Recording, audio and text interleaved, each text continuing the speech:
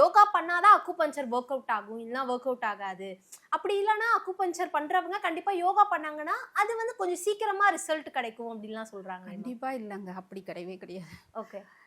இன்னும் சீரியஸாக நீங்கள் பார்த்தீங்கன்னா ஒரு ஐசியூவில் ஒரு பேஷண்ட் இருக்காங்க. சைனாலலாம் பார்த்தீங்கன்னா ஐசியூவில் இருக்க பேஷண்ட்டுக்கு வந்துட்டு அக்குபங்க்சர் பண்ணி சரிப்படுத்துகிறாங்க. ஓ. அந்த ஐசியூவில் இருக்கிற ஒரு பேஷண்ட் யோகா பண்ண முடியுமா? முடியாது. ஒரு ஸ்ட்ரோக் பேஷண்ட்டுக்கு நாங்களே பண்ணுறோம், அக்குபங்க்சர் பண்ணி அவங்கள சரிப்படுத்துகிறோம். அவங்க எந்த யோகாவும் பண்ணுறது கிடையாது. எக்ஸசைஸ் பண்ணலாம். யோகான்றது வந்துட்டு அந்த கான்செப்ட் ஓகே, நான் அதை தப்புன்னு சொல்ல வரல. நான் என்ன சொல்ல வரேன் அப்படின்னா, அவங்க எந்த கான்செப்ட்னா யோகா பண்ணி பண்ணி எனர்ஜியை கொஞ்சம் எடுத்துட்டு அதுக்கப்புறம் பண்ணால் வரும் அப்படின்னு நினச்சி சொல்கிறாங்க. பட் ஒரே ஒரு யோகா நீங்கள் 10 நாள் உட்காந்து பண்ணுறதுக்கு ஒரே ஒரு நீடிலே உங்களுக்கு அந்த எனர்ஜியை கொடுக்கும்னு நான் சொல்கிறேன். ஓகே. இது வந்து சீரியஸாக இது மேஜிக் கிடையாது, சீரியஸ். இது வந்து சயின்ஸு.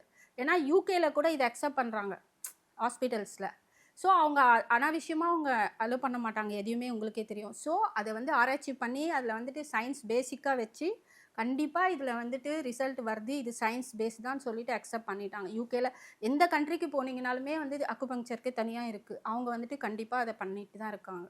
ஸோ அதனால் யோகா பண்ணிட்டு தான் இதை பண்ணணும் அப்படிலாம் கிடையவே கிடையாதுங்க. கண்டிப்பாக எவ்வளோ பெட்ரிடன் பேஷண்ட்லாம் இருக்காங்க, கோமா பேஷண்ட் இருக்காங்க. கோமா பேஷண்ட்டை கூட நம்ம வந்து ட்ரீட் பண்ண முடியும். ஸோ அந்த கோமா பேஷண்ட் வந்து யோகா தான் பண்ணணும்னு அது யார் அப்படி சொன்னாங்கன்னு எனக்கு தெரியல. பட் அது நிஜம் கிடையாது.